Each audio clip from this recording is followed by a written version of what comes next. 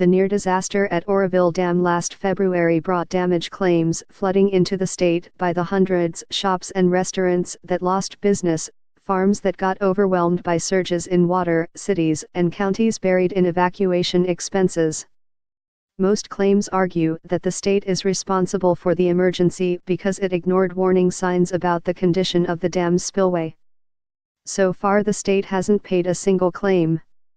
Residents, farmers, and municipal governments filed 490 claims with the state in the months following the Oroville crisis, which forced the evacuation of 188,000 downstream residents. The claims totaled more than $1.2 billion, although that included a single $1 billion claim filed on behalf of all affected parties whose riverfront land was damaged by abrupt water releases from Lake Oroville. Sign up today for a free 30-day free trial of unlimited digital access. Submitting a claim is a necessary first step in filing a lawsuit against the state, although there's no need for litigation if the State Department of General Services simply agrees to pay.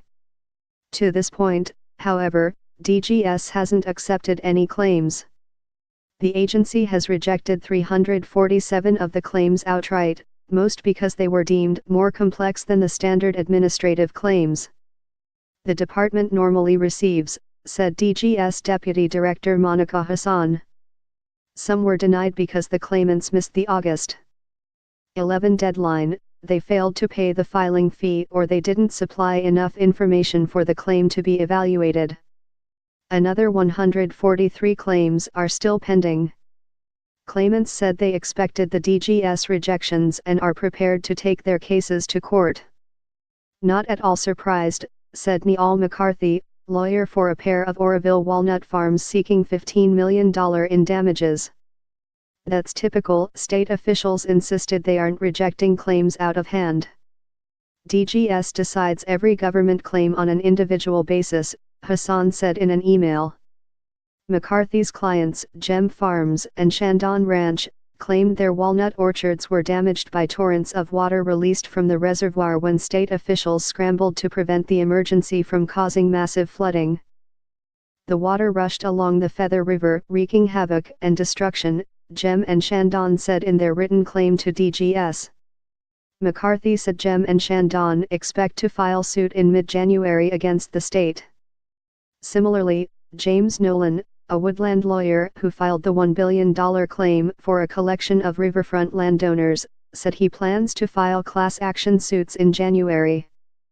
The Oroville crisis was caused by a giant fracture in the dam's main flood control spillway during a heavy rainstorm February 7, causing water in the reservoir to rise to unprecedented levels and flow out of the adjacent emergency spillway for the first time since the dam opened in 1968.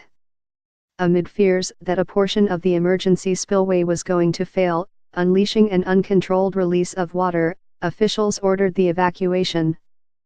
Forensic investigators have blamed the emergency on design flaws and other problems with the main spillway, including maintenance issues, although the investigators have yet to release their final report. The damage claims are separate from the money the state is spending to handle the emergency and rebuild the two spillways, a tab that is expected to exceed $600 million by the time the reconstruction work is completed in 2018.